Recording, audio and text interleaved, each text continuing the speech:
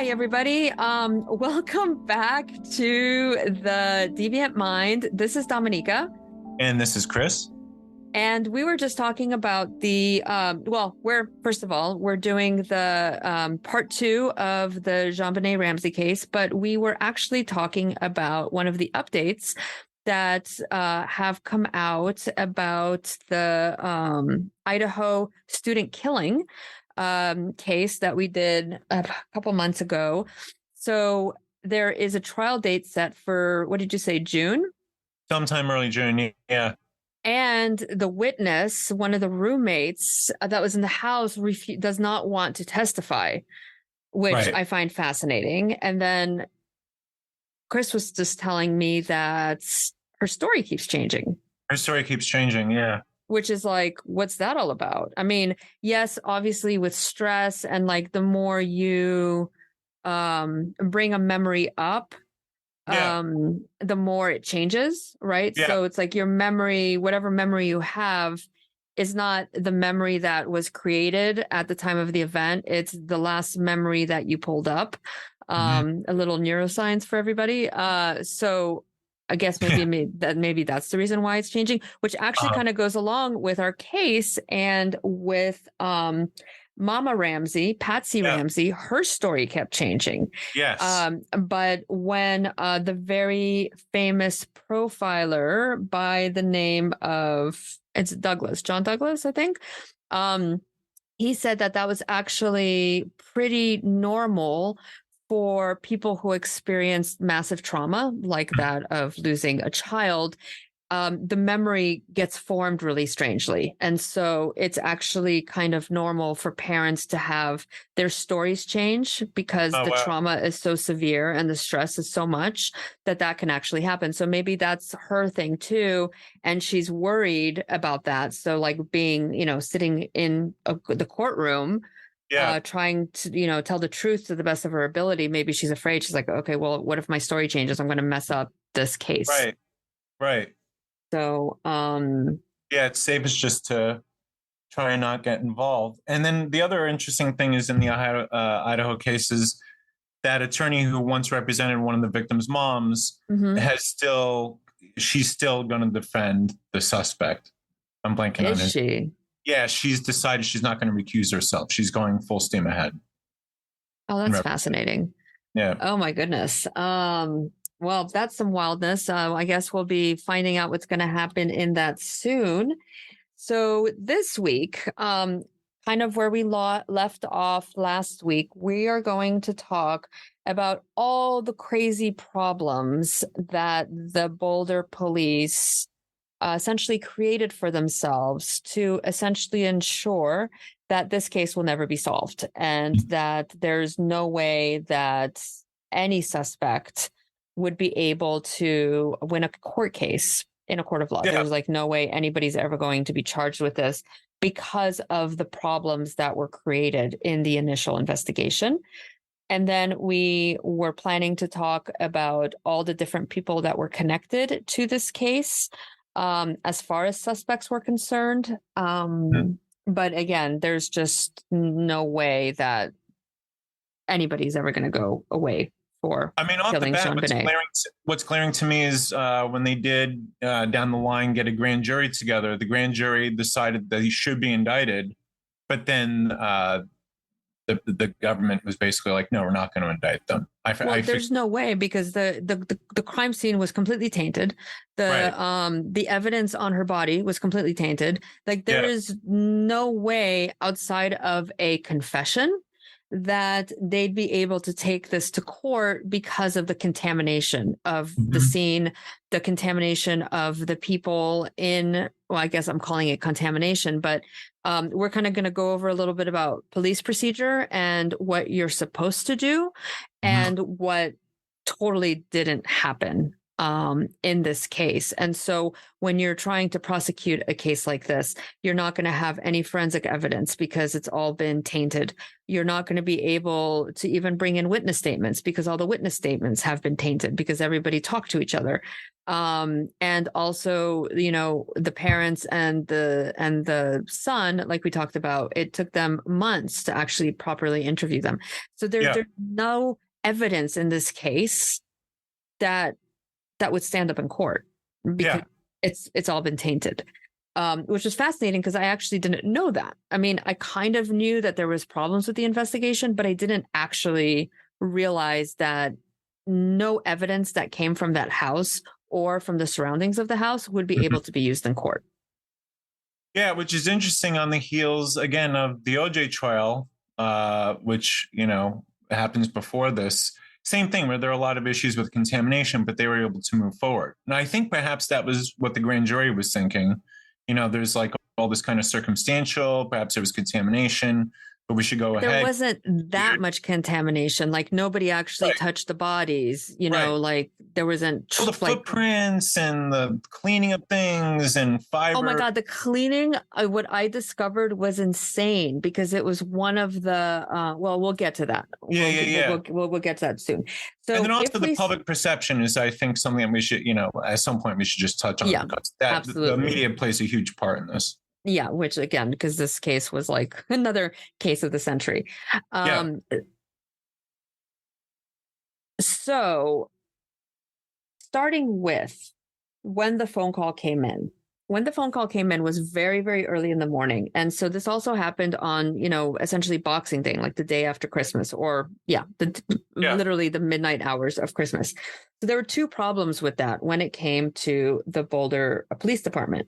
One was that the call came around when the shifts were changing between third and first shift. So there was not that many employees there. And then also because it was Christmas, all of the senior officers and senior detectives were off. And so it was only the brand new newbie green guys that were there. So now, essentially, as we talked about, this was a kidnapping case, not a murder case. Right. So the first person on the scene was Officer Rick French, and he pulls up in a black and white police cruiser. Now, standard procedure is that for child kidnapping, it should be unmarked and undercover because always with kidnapping, they say, do not contact the police. And so if the kidnappers are watching the house and they see a black and white police cruiser pull up, okay, the kid's dead, right? Yeah. And so that was first, totally off the bat. Off the bat. They said, well, I was just going to say that a detective in one interview said it was kind of like in sports, you have everyone on the bench starting. You have your B team on the scene, and like all those that are professional and deal with actual homicides aren't there, as you said. So it's just kind of like you have the backups there. Right. Exactly. And to give some perspective, this police department pretty much did like one murder case a year or every 2 years. So already even the senior police department, like the senior detectives, wouldn't have really access to the information of how to do this properly. So then the next thing that happens is that Patrol Supervisor Sergeant Paul Reichenbach, he orders all radio traffic to cease, which of course hindered communication between all the people that were actually on the scene, which became a problem. Now, so here's, like we talked about before, was that Patsy Ramsey, after she called 911, called everybody in the world and demanded that they come to her. So she called Fleet and Priscilla White and John and Barbara Fernie, and they, of course, rushed over. So there was a huge problem because when the first people came on the scene, they were supposed to secure the scene. They were supposed to get everybody out of the house. Everybody out. In most investigations, what typically happens is the scene becomes secured. They walk the perimeter. They create a perimeter. They prevent anyone from entering or leaving the area. So they get all the people that were in the house in one area. Then they walk the perimeter. They secure it. They secure the house. So it's essentially preserved, right?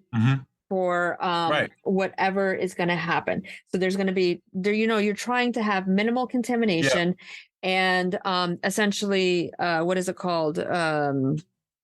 That the evidence happened, like all the evidence that is collected comes from a specific piece of time, right? So everything before it happened.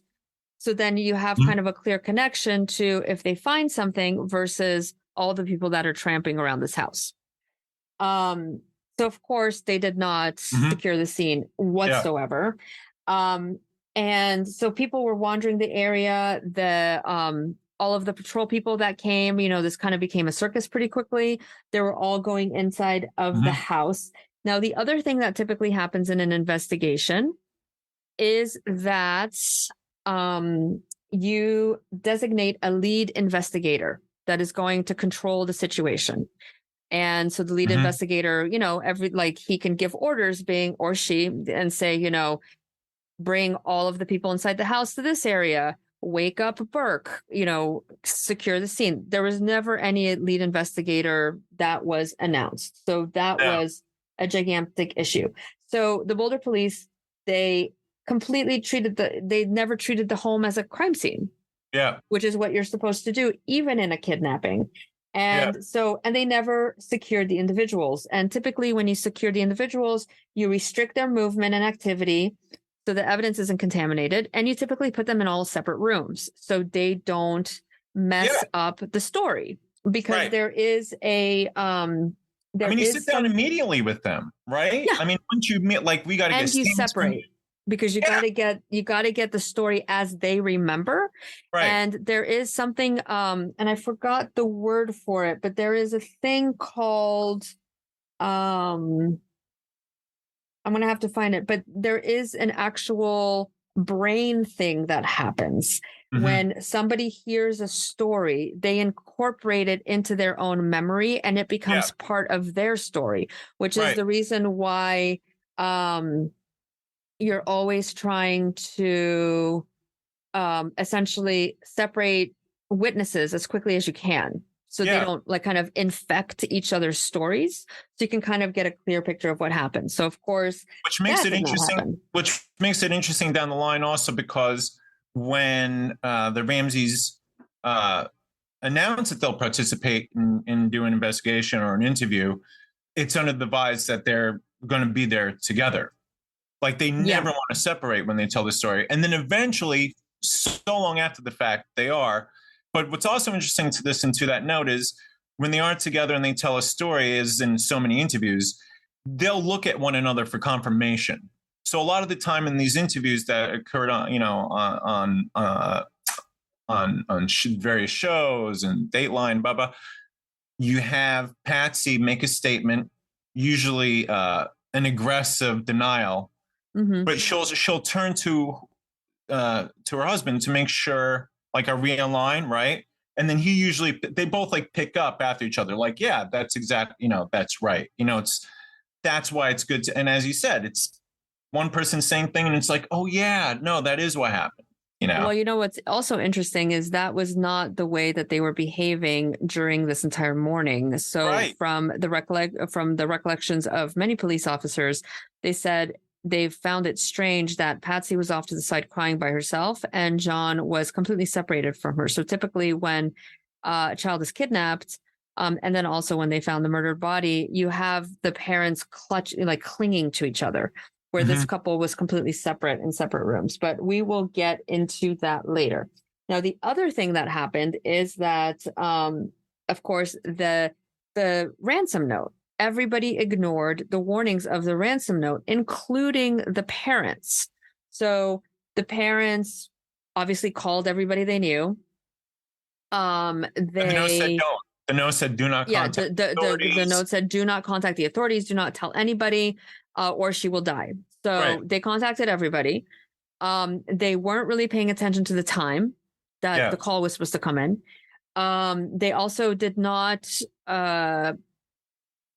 behave kind of the way you would think to behave with your other child, Burke. Yeah. They never woke him up.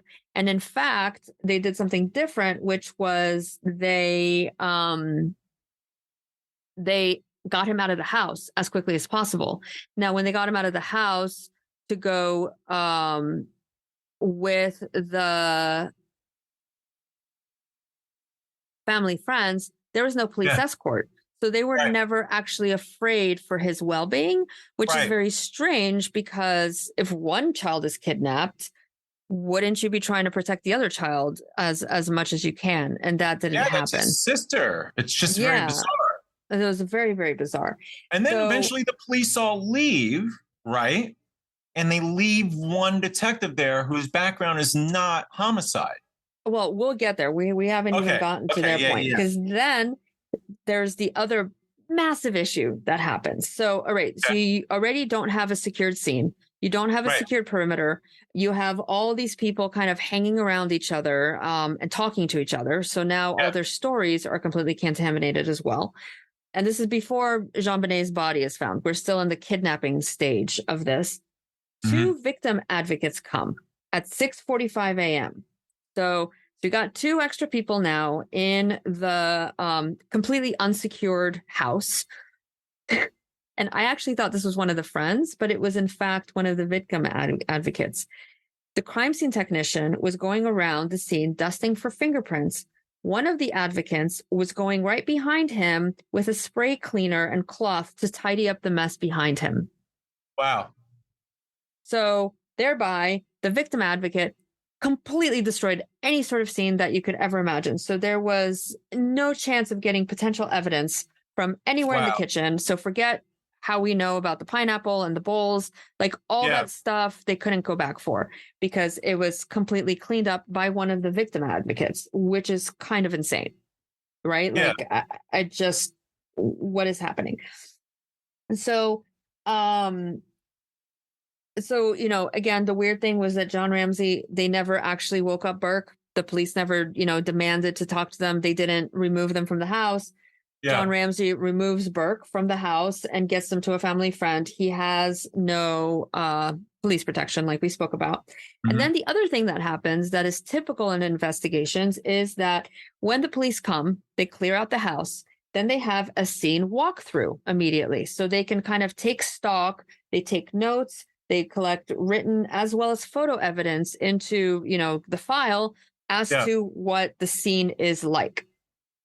There was never any walkthrough at all. And in fact, Detective Linda Arndt suggested that John and Fleet do a walkthrough by themselves without a police escort at all. So, so of course, there's no evidence that comes out of that. They do an unofficial walkthrough, supposedly looking for evidence of her belongings. Nothing is tagged. Nothing is written down. There's no photo evidence of this initial walkthrough. And of course, if they're walking through, the evidence now, whatever evidence you're going to find is complete trash. Like you're never going to, like, any court, and any defense attorney would completely destroy any evidence. If it was, say, like one of these other characters that we'll talk about later, they're going to be like, John and Fleet walk through. They could have planted that. They could have done anything because they had no police escort for that. Yeah. And then what was also very strange is right before JonBenet's body was found, John Ramsey disappeared for an hour. Nobody knows where he went. Surprise, surprise. And at that point, so they had Patsy Ramsey was crying in one room, and John was completely stoic and calm the entire morning until he disappeared for an hour. Nobody knows where he went. Called the airlines because they initially had a trip. That was, from what I understand, that was like one of the things he did within that hour. Within that hour. But when he came back, he was visibly nervous. His foot was shaking, and he had a completely different demeanor that some of the officers noticed, like, hey, what's going on? So that's when Detective Linda Arndt was like, oh, maybe you should do an unofficial search again. Why don't you search from top to bottom? And like we spoke about last time, John took a beeline to the basement, which is obviously not the top, but the bottom. And there has been description that John made a beeline for Right. this like random white door at the end of the basement, which was the wine cellar. And this is where we're going to go into the second phase, which is now a murder case and Mhm. all the crazy stuff that happened to make this completely unusable. Yeah. So again, there's no police escort with these guys. It's just him and Fleet. And he makes a beeline for this door at the very end of the basement, opens it up, and he claims he immediately knew it was his daughter. So Mhm. she was, as we talked about, wrapped in a white blanket, kind of like just off out of the light of Yeah. the door. He goes to her, rips off the blanket, rips off the tape. He Mhm. loosens the ligatures on her wrist. So the tape evidence now has been completely damaged. The Yeah. ligature evidence, anything that they could find, is completely damaged. Then Mhm. he scoops up the body. So now all the fibers that are going to be found on her are completely damaged because now, Moving the body. he's moved the body. Yeah. There were fibers that were found on her that were, transferred from him, but they Yeah. don't know if it was transferred before or after he found the body. Carried Right. it up the stairs. So now all of her limbs are moving. So now there's no actual evidence of how she was left. Because Mhm. if anybody who's very interested in true crime knows, the way that the body is, you're not supposed to touch the body. You are supposed to, that's where like CSI, you look at how it was laid, where the arm was, how she fell, was she placed there? There's so Right. much information you can get from a body. That's all gone. And Yeah. then on top of everything else, so he gets it up the stairs, right? He is sobbing and clutching her. Mhm. Patsy Ramsey completely throws herself on her. They're Mhm. smoothing down her hair, right? Mhm. So now any evidence that could be in her hair is completely Gone. tainted.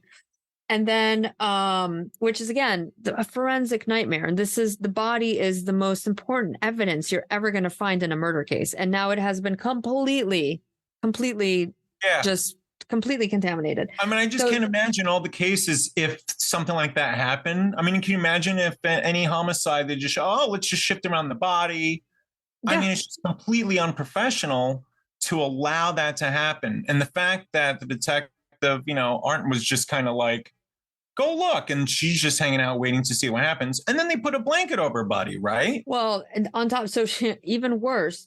So Detective Arndt demands that they put the body down. So they Right. put it down, but then she didn't like where he put it. So she moved the body again The onto a tree, rug. Yeah, Christmas tree. like near the tree.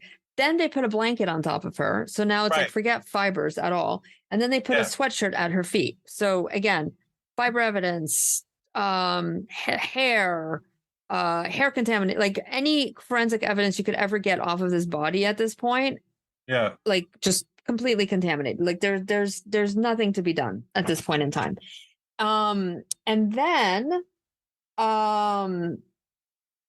they should also have been separated at that point. The moment the body was found and it switched to a murder case, everybody should have been left out of that house. Like they 100%. all should have gone to the station, 6 different rooms, get the kid back and start taking statements. As we know, that never happened.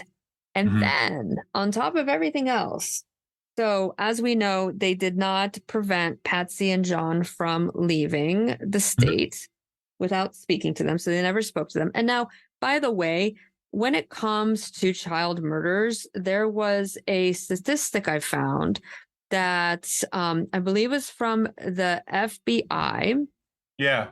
that said, let's see, 54% of child murders are committed by immediate family members. Only 6% of child murders are committed by strangers. 6% Wow. versus Wow. 54% are committed by family members. Wow. So that's already like what is happening. So at the most critical moments of these investigations, Yeah. everything just went completely wrong. And there was police, a detective sergeant, and an FBI agent that was there at the scene, and they Yeah. let the parents just walk away. I also, to go back, I do believe at one point, per the note, there was supposed to be a call. And from what I understand, the call, they actually did wait for the call, it just never happened. Right. And then that's when they started doing the search. Now, the other I mean, this thing is all going to show, as you said at the top, it's, you can't, how can you solve this? that you can't. I mean, it's been like at every single crucial point, Yeah. everything, like any potential of evidence had been obliterated. Right. There was no chance that a court, because even the circumstantial evidence is no longer evidence because it's all been tainted by all the different cops, by the two couples, and by the parents themselves. So there's no way that you could ever get like beyond a reasonable doubt of anybody actually doing this to her, because anybody could have had done it. And I think that spawns all the theories, right? Yeah. The public interest and everyone having their own opinion about what happened, because we don't know, because there's just nothing there. There's nothing there because it was so completely contaminated. And that the Boulder police like really, really messed up. The other way that they messed up is that because it was a kidnapping investigation, this is kind of where the FBI got involved. However, it didn't get involved. And I thought that was a very interesting distinction. So because this case was classified as a kidnapping investigation, there is a Lindbergh Law, or Federal Kidnapping Act, which came into being in 1932, saying that the FBI was given primary jurisdiction in all kidnapping cases because typically kidnappers cross state lines. And the moment that you cross state lines, it becomes an FBI investigation. Now, once the kidnapping goes to a homicide investigation, that's when it typically shifts back to local agencies. And so then the FBI can, if it is switched to a homicide versus a kidnapping, the FBI can provide local department with evidence response team, evidence response team from the FBI, profiling and criminal investigative analysis, legal advice, lab facilities, whatever they want to use from the FBI. Right. Because of the fact that it starts with the kidnapping, then it goes to the homicide. None of these services were used at all because the Boulder Police Department never asked for the FBI's help when this murder happened. So I'm kind of wondering, were there, again, I'm going to be like a total conspiracy theorist, but were there phone calls made? Like, friends of friends were being told, stay away from the Ramsey family because of how wealthy were they? Were there phone calls called being like, let's not get the FBI involved in here? Because this to me is such a breach of all known procedure in a murder case that like, it's almost too much. And so at some point you kind of want to do like the Occam's razor, like what's the simplest explanation? Well, like, could all of this bumbling be because they were just bumbling and not know it? Or was there, was there a phone call made? Like, don't get the FBI involved. I think perhaps maybe because it was such a botched operation and investigation, they probably wanted to take care of this on their own to save their face. Like, we don't need your help. Like, this is in our town, and we got it. Don't worry. We got this. Yeah. Yeah. As a way to make up for like, and it's like secretly they're like, oh my God. But I think it's like, we don't need your help. Like, we know these people. Yeah. It doesn't happen often here, so don't worry about it. So but it is suspicious because the FBI's got some power and support and resources. I mean, they have, well, exactly. But now, of course, because of how contaminated this crime scene is, then there's really no point to use lab facilities and evidence response because it's all gone. Like there's that house was, and on top of everything else, on December 28th, 1996, police allowed Pam Pau, P-A-U-G-H, I probably am not pronouncing that correctly. She was Patsy Ramsey's sister, to come and pick up clothing from the home, right? So this is 3 days later. theoretically, it should still be closed off as a crime scene, but yet the police were very deferential and they allowed her to go inside, and she took a lot of things. She took things from JonBenet Ramsey's room, her tiaras, her toys, Burke's toys, so much clothing. She took so much out of the house that there was no way for them to actually itemize everything she took out. Wow. See, I knew she was there, but I didn't realize that's what she was doing there. Yeah. Wow. Yeah, because the family was already in, I believe, Atlanta. Right. At that point. So she just took a ton of stuff out. So on top of it completely being like a contaminated crime scene, then you have this individual that is connected to the family 2-3 days later, taking things out of JonBenet's bedroom. I mean, because we don't know where she was killed. Well, now, I mean, she's taking stuff out. And from everything I read, it was dresses.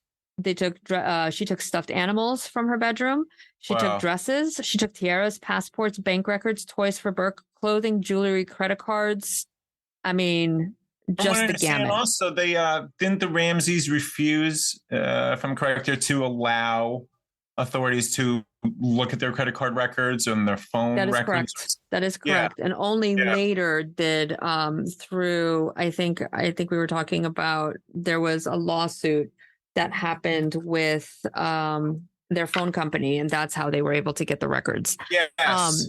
But again, as you can see, there's no way this thing's going to court. I mean, like there's, even with the individuals that we're going to talk about that were put into this court of opinion, like none of this is ever going to court. Now, and you say Patsy's sister was allowed by the cops to go in? That is correct. That right? Okay. That was correct. And they did not come with her. They just let her inside the home. She had no accompaniment. No. Wow. Wow. Yep. Yeah, totally insane. So now the other interesting thing that I found out was this whole idea about the DNA that cleared JonBenet's family in 2008 that happened. Right. So it was touch DNA technology, which is performed on skin cells that are left merely from a touch scraped from the waistband of long johns that JonBenet had been wearing when her body was discovered. And so they claim that around this area, that was the DNA, because even though there were a lot of reports that there was semen found in her underwear and on her leg, it actually was not semen, it was blood. Right. So wow. Now they cleared JonBenet's family, but you know, how do you get from semen to it's blood? They brought like that's really strange. Technicians, and this is from a book by Thomas and Davis that came out in 2000. And I'm going to doing a quote. The technicians at the Colorado Bureau of Investigation determined through the use of ultraviolet light that the substance found on JonBenet's leg during the autopsy was nothing more than a smear of blood and not semen. Wow. So there is still that question of the male DNA. But here's something that, I don't know if we talked about this last week, but if she was wearing brand new underwear, that her mom hadn't, that her mother hadn't washed, then it could have been anybody's DNA. And it didn't necessarily mean that she had been touched by anybody, that it could have just been, it wasn't washed and there was DNA transfer from a store assistant or a factory or whatever. Yeah. Right. So I don't know. The DNA evidence didn't sound to me like, because why were they scraped from the waistband of her long johns? Like, she was wearing a shirt on top of her long johns, and the way that she was killed was the coroner. Where is it? The coroner said that she had been what is it called? Choked to death, not choked, but what am I looking for? Strangulation. Garroted. Yeah, she was strangulated, and then she had a head injury that occurred very shortly before she died. So Yeah. that was her time of death. So DNA on her I would actually be like, why isn't there DNA found on the waistband of her long johns? Like, I would think that, I mean, I help my daughter put on her pants sometimes. Like, Right.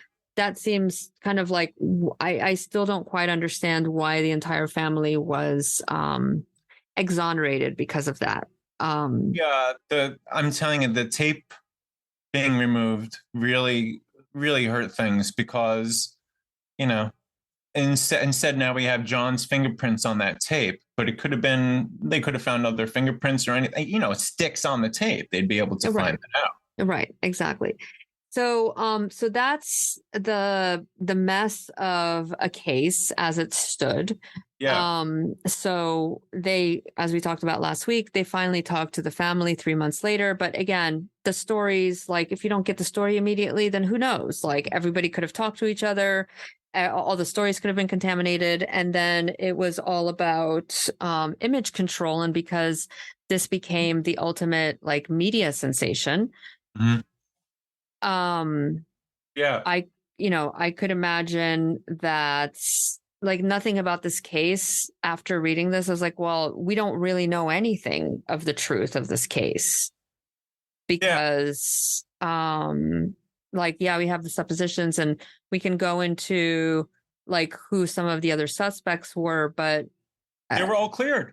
they were all cleared because, again, how could they not be not cleared? Or, like, this, it's just, when there's no evidence, like, there's no evidence, like, we don't actually even know how her body was really found. Right. If you think about it, because there was no police taking a photograph of her. Like, we have no idea, like, how she was found.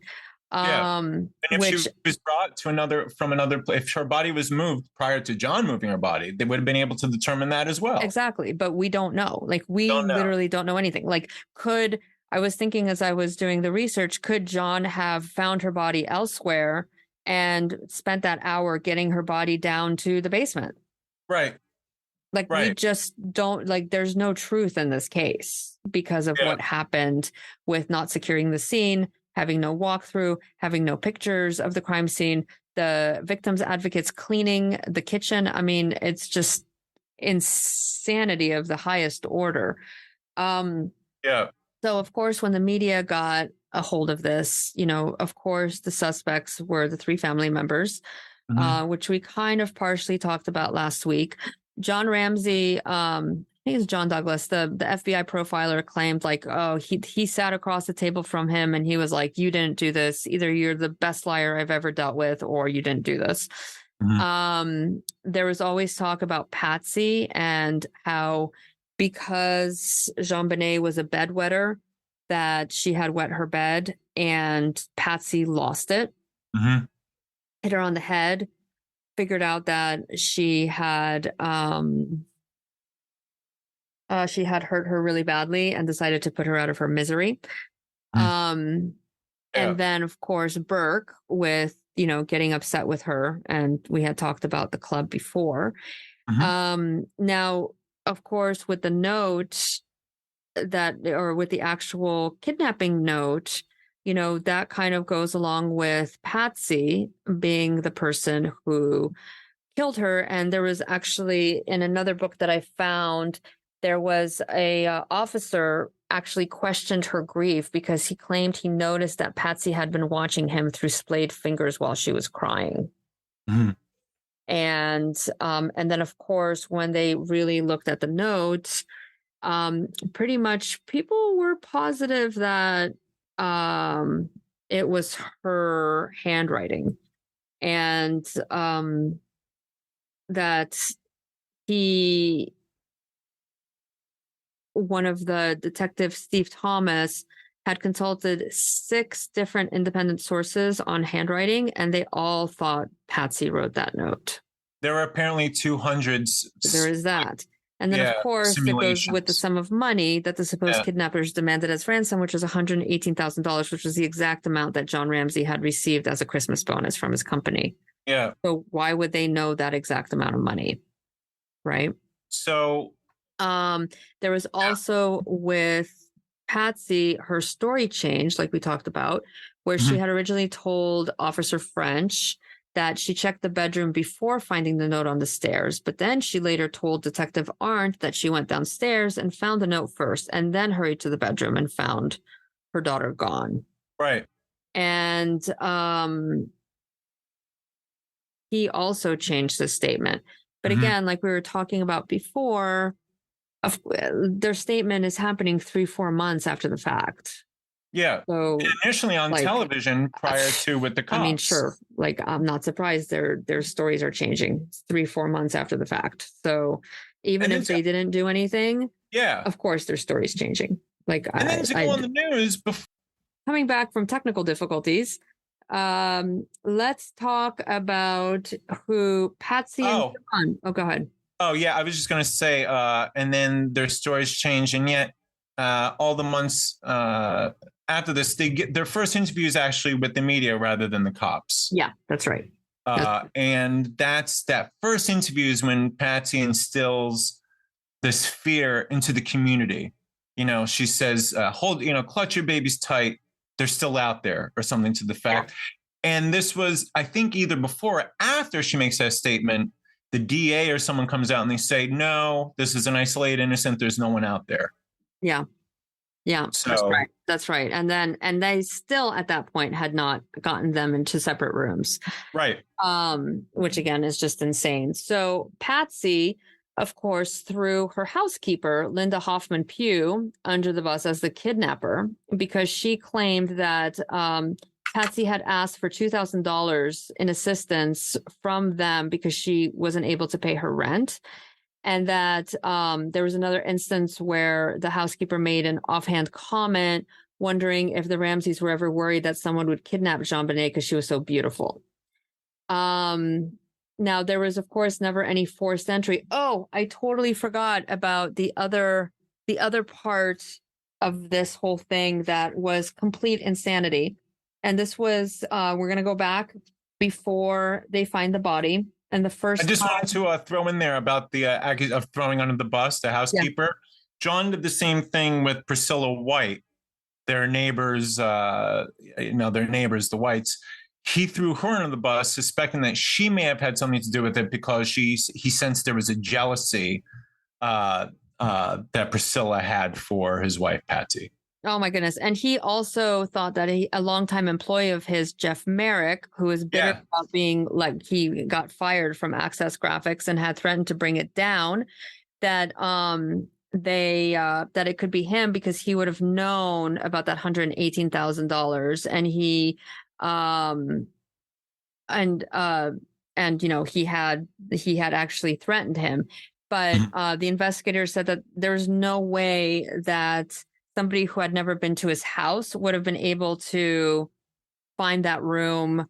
I think we talked about that the flow of the house was really choppy and weird, that you come to a dead end. So they they didn't think it was him, even though he had worked with him.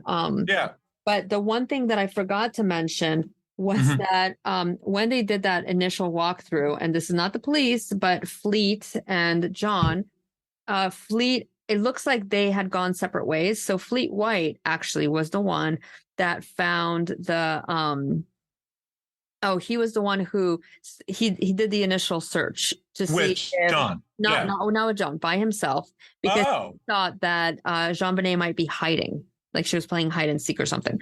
Got it. He left unsupervised as well, so he kind of wandered the house all by himself. When he got to the basement, he was the one that found the broken window. And again, this is what happens when you have a random individual wandering around the crime scene. He found a piece of glass underneath the window, moved it. He placed it on the window ledge. He got on his hands and knees in front of the window to search for more glass. So again, like dust, fiber, fingerprints. He's playing detective.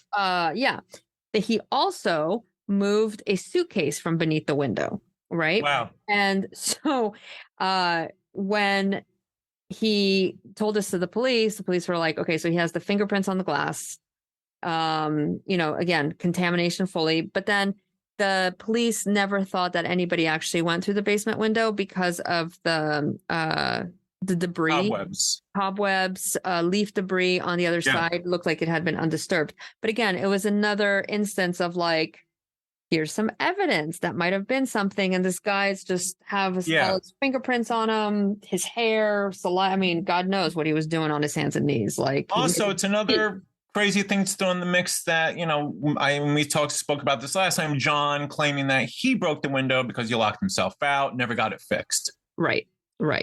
Exactly. So, cuckoo for Cocoa Puffs. I mean, again, this case never was going to happen. So we kind of quickly talked about Patsy Thomas and that it was her. She died of ovarian cancer, and you know, they were formally exonerated by the police departments after this DNA technology. So then we have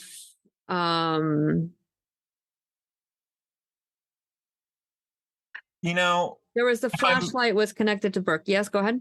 Oh yeah. No, go ahead. Yeah, let's talk about that. The flashlight. Well, they I mean, it makes the same mark as that forensic scientist Fritz said that rather than initially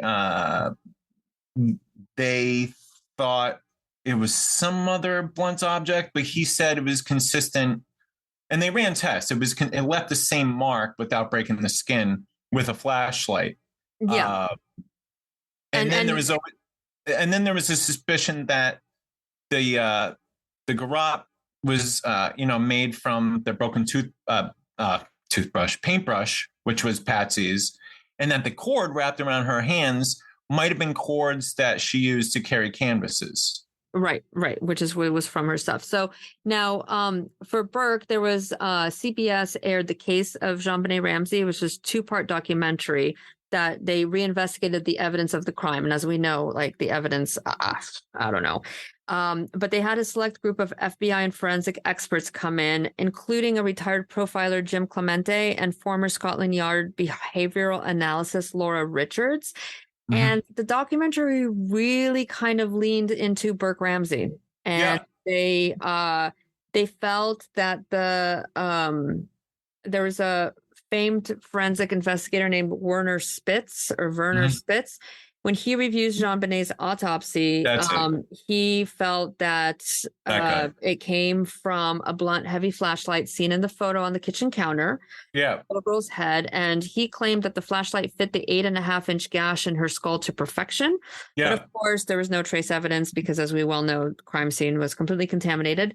And then, of course, when you look into the pineapple scenario, thinking about that, they were both having that late night snack of pineapple, and he got upset with her and hit her on the head with a flashlight.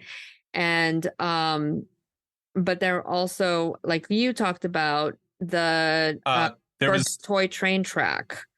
Because instead of a stun gun, originally it was a stun gun. Because it leaves the same marks, but the train, electric train set, connect the tracks. They also leave the same kind of imprint when you strike someone with it.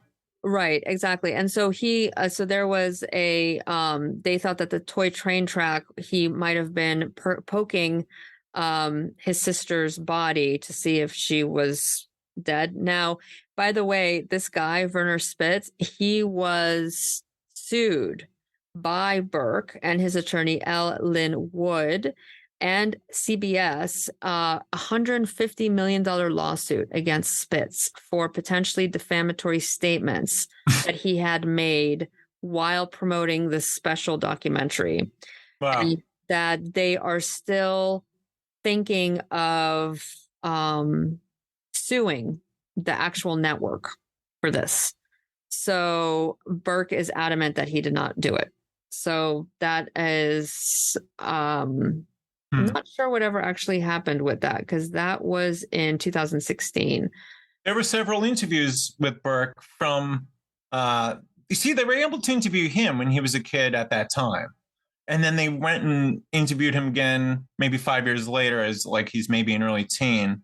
And then, of course, Dr. Phil interviews him as a young adult.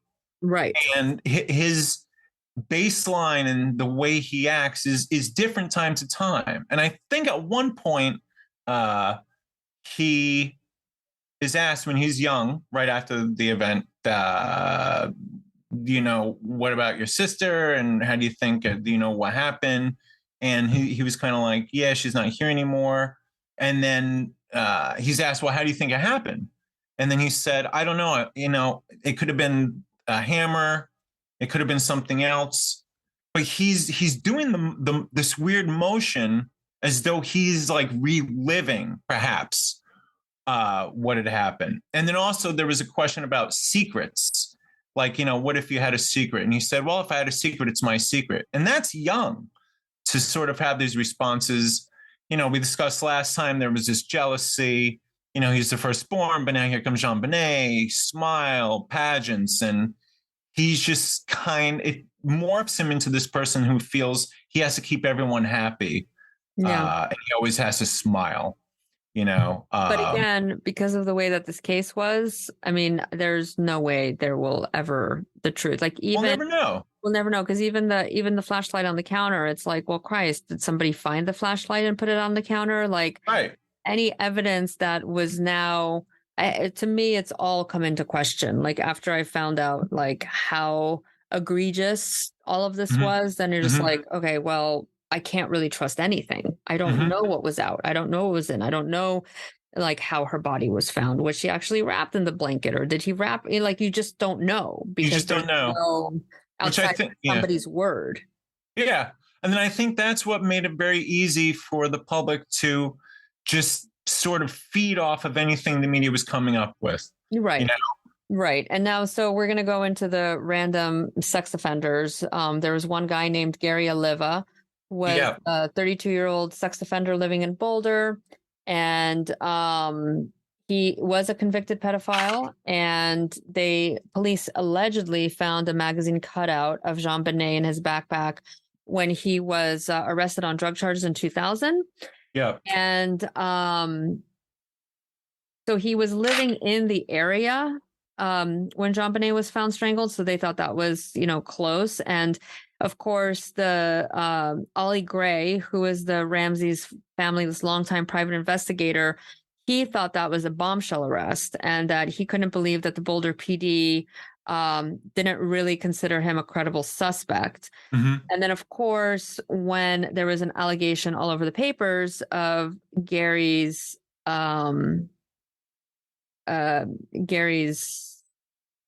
involvement in it, there was a high school friend that came up named Michael Vale, who claimed that not long after the murder, a very upset Gary Oliva had called him on the phone and confessed to him that he heard a little girl. I heard a little girl. And then when Michael Vale read an In Touch about that he had found the JonBenet Ramsey magazine cutout, that he got really worried, because I guess Gary Oliva tried to choke his mother with a telephone cord. And I guess the knots that were used, that were fashioned the garrote, were very similar to that. But again, it's like, I don't know, is this guy doing his 15 minutes of fame going on to this? And there was also the idea of a stun gun, but he was cleared by DNA testing. Right. Yeah, he had the stun gun too. Yeah. Now, but he was, a complete, disgusting, gross human being who was charged for possessing child pornography and was arrested in June and is horrible and disgusting and gross. Yeah. So that was that guy. Now, there was another suspect. Then this was according to Ollie Gray, who was their private investigator, who was an electrician named Michael Helgoth, who worked in an auto salvage yard. And worked with the Todd Fuse, whose daughter was also involved in the same child pageants that JonBenet was in. So that's a weird connection off the bat, that Michael and this Todd guy were pals. And supposedly he was in a property dispute involving the Ramseys as well. Yes. But what happened was that the moment, and he was 26 years old at the time, this Helgoth guy, but when he found out that he could be a suspect, because again, the officials also found a boot print similar to his near the Ramsey home, which again, like, I mean, how? Like that could have been from like, weeks ago. He actually committed suicide, and his death occurred about 2 days after a 1997 press conference announcing that the Boulder DA was zeroing in on a new suspect. But he was also cleared by DNA. Yes. Again. And what's interesting is he had a flashlight that was missing. No, so there you go. I mean, but again, we don't know because we don't know. Now, there was, of course, the other gross, disgusting human being named Jean-Marc Carr, who he was a former school teacher.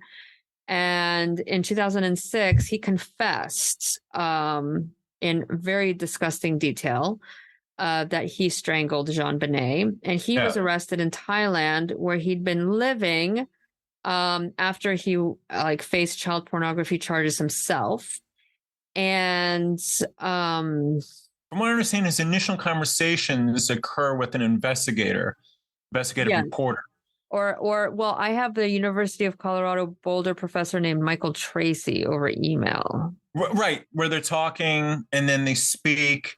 And then that's when Carr just starts opening up and telling all these stories. I was so in love with her. I just kept thinking about her all the time.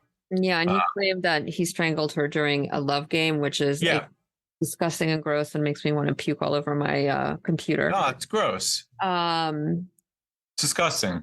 It was gross. But, they dismissed him as a suspect, and he was just a disgusting and gross pedophile that he wanted notoriety and fame. And they could never even verify that he was in Boulder.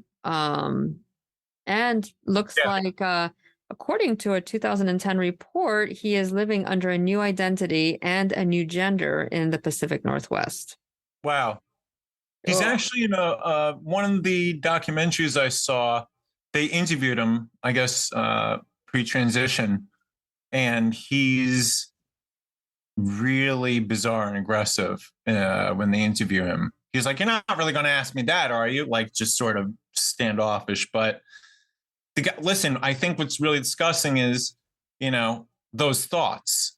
The fact that he's telling someone that he's just kind of meeting online, he wants to share what happened, but it didn't even happen. So this is all gross fabrications, like things he's already thinking of that he didn't do. So that's also really disturbing, Yeah, absolutely. And then, like we talked about, Linda Hoffman Pugh, who is the housekeeper, and she of course threw it back in Patsy and said, well, she voiced her own suspicions that Patsy Ramsey accidentally killed JonBenet. And so they Patsy said that she was struggling for money, so police actually did show up at her home at the night of the murder, and they asked her to write the number 180,000 on a piece of paper and took her fingerprints and several strands of her hair. Which, again, why are you taking her fingerprints and several strands of hair when your entire crime scene is just contaminated? Like, why are you doing that? Like, again, this is never going to happen. To save face. I mean, it's all for show. Yeah. So she said she actually testified in front of a grand jury. For 8 hours. And she made a statement against Patsy that, quote, said, "I think she had multiple personalities. She'd be in a good mood and then she'd be cranky. She got into arguments with JonBenet about wearing a dress or about a friend coming over. I had never seen Patsy so upset," end quote. But, the theory suggests that she she led JonBenet down into the basement to trick the Ramseys to give her the money. And because she was familiar with both the home and the schedule, she knew it, and she didn't have an alibi. Right. She claimed she was asleep in bed with her husband. But her husband was on the couch. She was in the room. Right. But there was never, it was only circumstantial. And of course, she can't be accused because there's no crime scene. There's really no body. I mean, there was a body, but not anything. And then, of course, the poor town Santa, Bill McReynolds, who is also dead. And of course, when people heard about the whole special friend thing with the glitter and that he took him into heart surgery, they thought that was really weird. And so, of course, the reporters really use that to sensationalize, right? Like old guy, Santa, little girl's on his lap. Now he's getting glitter. He's calling her a special friend, takes her into the heart surgery. And he actually asked his wife to mix the gold glitter in with his ashes when he died. Wow. So a little weird and gross, but there was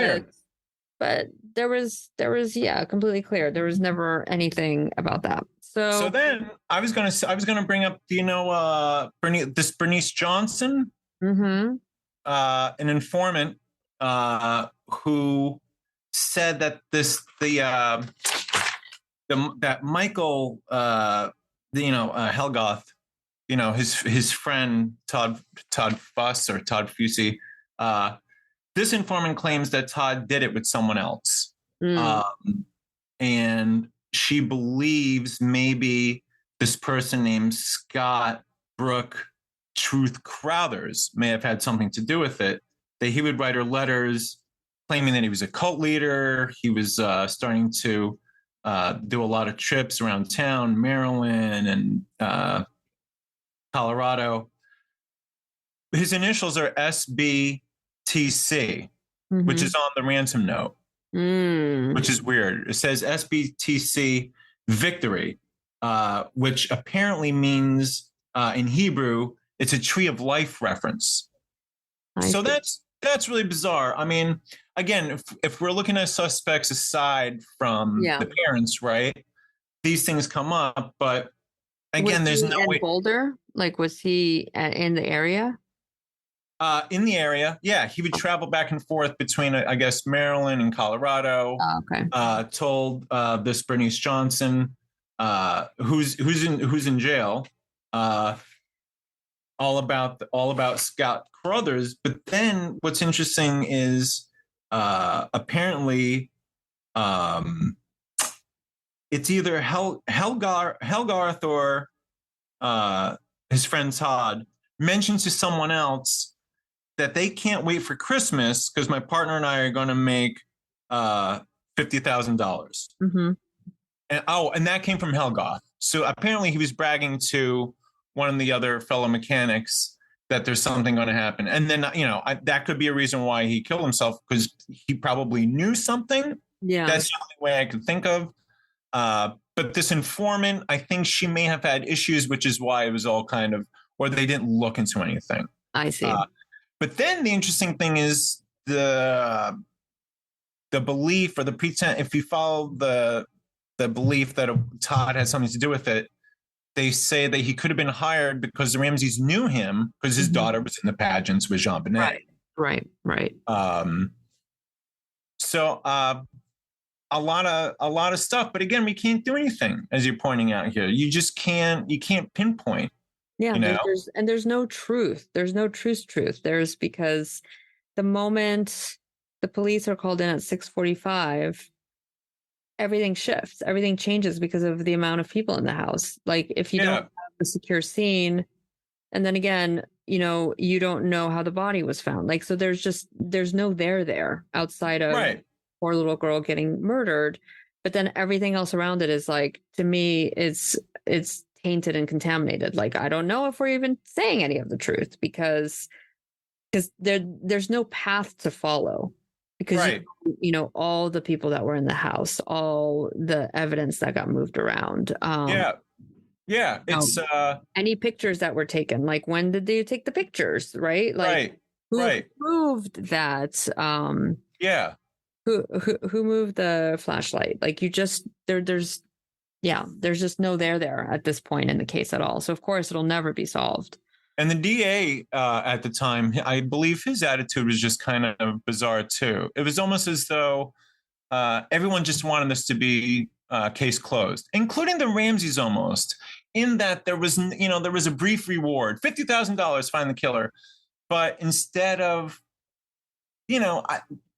a telltale sign is the father. You have John Ramsey just leaving everyone for an hour and doing his own thing. Why invite all these friends over if you're just going to spend time to yourself or, clean with your friends the kitchen? There are just so many things that I find weird in their behavior. And then, to spawn off, there's so many red herrings and things that people don't know that, again, we just follow the media. And so we're making up all of our own minds. We see how they're interviewed and how they come across. And it's very easy to assume, look, they haven't caught anyone else. That's weird. He brought the body in and found the body. It's got to be them. And then because of their lack of oh my God, there's no sense of urgency, it just helps create this thing. Yeah. And then, you have all of a sudden, here are the images of her all dressed up. And then so rumors start circulating. She was sexually abused before this even happened. Right. Well, because now I kind of also wonder, that sexual abuse thing, right. How do you know? I don't see none of the evidence that has been presented. Yeah. Shows to me that she was so again, there's no truth in this case at all, as we know it. Because there's nothing you can nail down and pinpoint and say, this is what it was like. Right.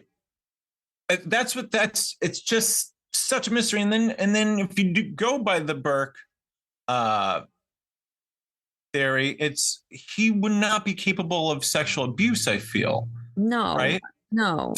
So then if you do follow that it is the family, do they stage somehow? I mean, because she was mutilated. Yeah, I still can't. I can't understand. I can't follow that. I can't follow that. I can't, as a person that is a normal, non-deviant mind person. I don't know how you would be able to do something like that. I just to mutilate your child. I can't see it. I don't understand. And if she were a great mother and if they were great parents, it can be easy to hire someone, or if it is the son, to just, the mind is kind of I actually didn't do it. But why hire? Why hire to kill a 6-year-old girl? No clue. I don't understand what's to be gained. There's no motive. There's no motive. And that was always the thing that they talked about in the media is we don't have a motive. There's no reason we would do this. And I still think it was an accident somehow. I do too. But then I still don't understand everything that happened after. So yeah, but again, we'll never know because there's no truth here, because everything was if you think logically, there's we really don't know how she was found. We really don't know who was in and out of the house, how many. I mean, I don't even think they had a roster of cops going in and out. They never secured a perimeter. So you found a footprint, but from who? It could have been one of the cops. Again. So they never talked to any of the suspects separately. It's just everything not to do in a murder case was this. And then also when it hits the media that she was involved in these pageants, instantly Patsy Ramsey's vilified, right? Because the rest of the culture just can't, we don't get that culture. How could you do this to your children? You put makeup on them. So then that was very easy to just, I just feel sensationalized. It's kind of the blonde, the blonde girl victim thing. And now she's also a pageant queen. Are you kidding? That's going to sell papers. And people, again, it wasn't click back then, but it's people are going to be oh my God, what happened to this little girl who is a pageant? And then you can put the shame and the blame on the mom.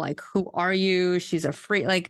It's just, it goes into the awful aspects of our society as well when it comes to shaming moms and shaming a culture. Because supposedly, in the South, that's just a normal thing. Pageants are absolutely cool, and if the kid's having a good time, they're having a good time. So it's but then it's such a special, unique thing, right? That I mean, it's not surprising that the media went totally nuts over it as well, and then. But what's interesting is all the things that I found like didn't exactly talk about how botched this case was. Several books came out later of, like And that's interesting.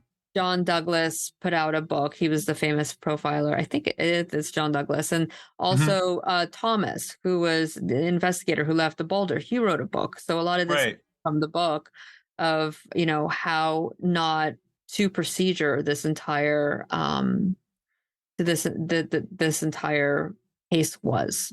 So And then apparently, Detective Smith, who was also hired, I think, by the Ramseys, he was the one who on national TV, he slipped down the grate to show you how someone could have easily gone in through the window. Yeah. And he always believed from the beginning that it was never the Ramseys. So he passed away, but apparently his family and his granddaughters are continuing this legacy. Like they have a podcast where they're still trying to figure out who could have done this. And then it came out maybe a couple years ago that there was a family who not long after the Ramsey case, there was an attempted rape of their child sleeping in their room. And they were luckily able to go in and then this person left. Wow. So things keep coming up, but it's all, the roads don't lead anywhere. No. That's what's so frustrating. Yeah. And nor will they ever, because of what happened in that 12 hours in that house. Yeah. So yeah, just, man, what a case.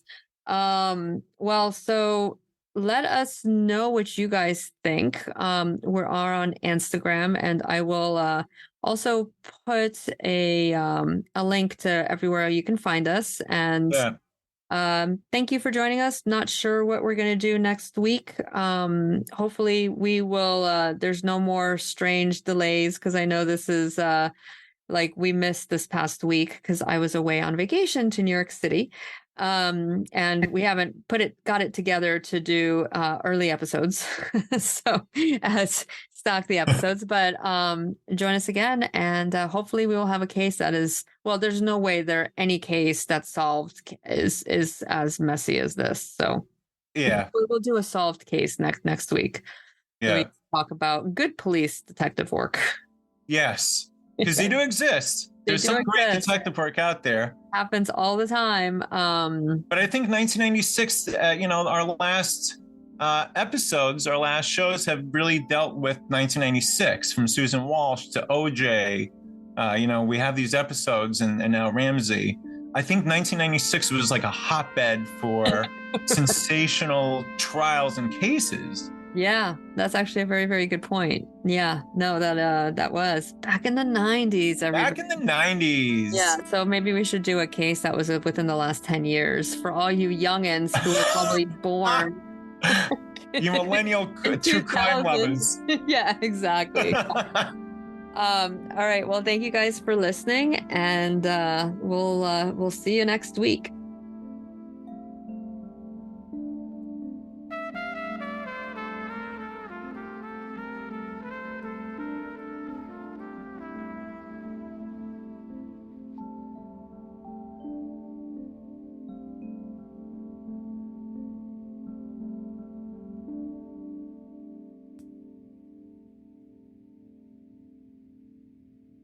This episode was sponsored by The Creek Killer, Book 1 in the Harriet Harper thriller series written by me, Dominika Best. What would you do if you read the police found your body in a creek?